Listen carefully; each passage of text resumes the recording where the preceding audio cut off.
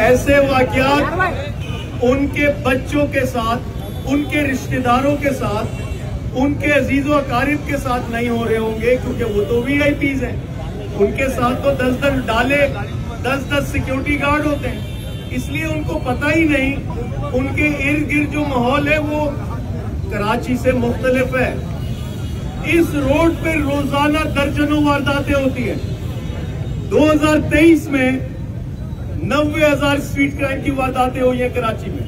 134 لوگ قتل ہوئے کراچی میں اسٹریٹ کرائم میں.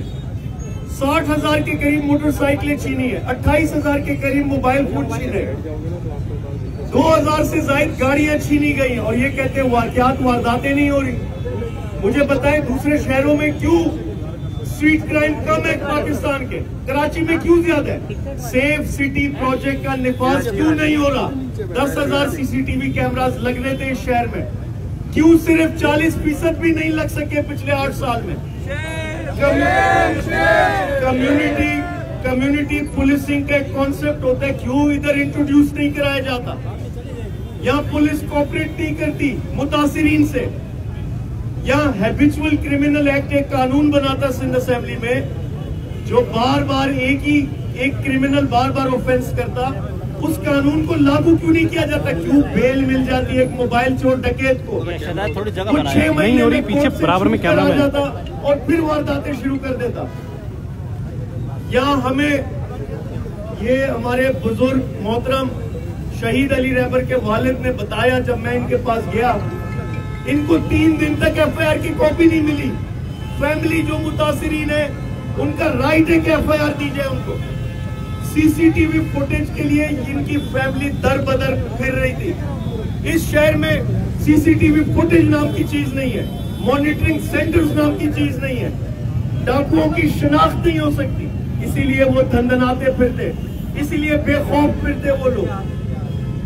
جب تک اس مسئلے کا حل ایک ہی ہے، وزیر داخلہ اگر سن رہے مجھے سندھ کے، ایک ہی مسئلے کا حل ہے.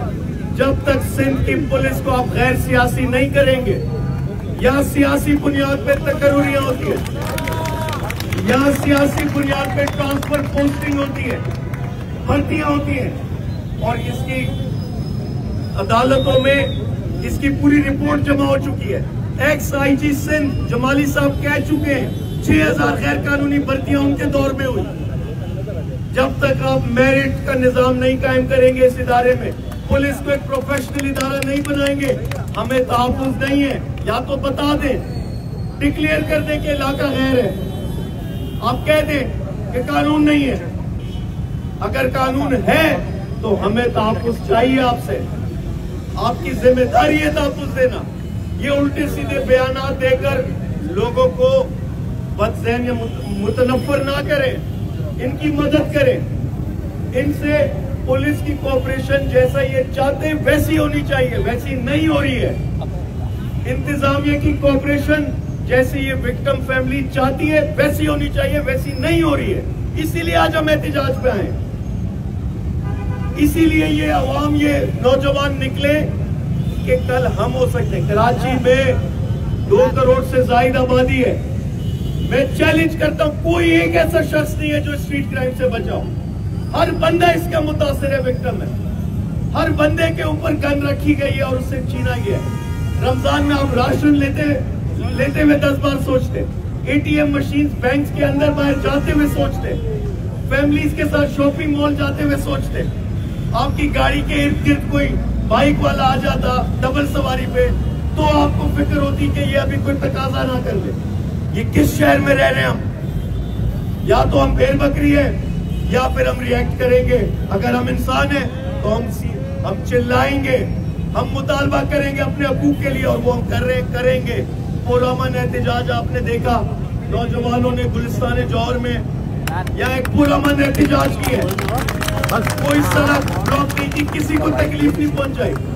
لیکن اگر یہ ایسا ہی چلتا رہا تو پھر ہم CM ہاؤس کے باہر بھی اجتماع کریں گے، گورنر ہاؤس کے باہر بھی اجتماع کریں گے. تو پھر جب تک ہمارے مسائل حل نہیں ہوتے ہم کہاں جائیں؟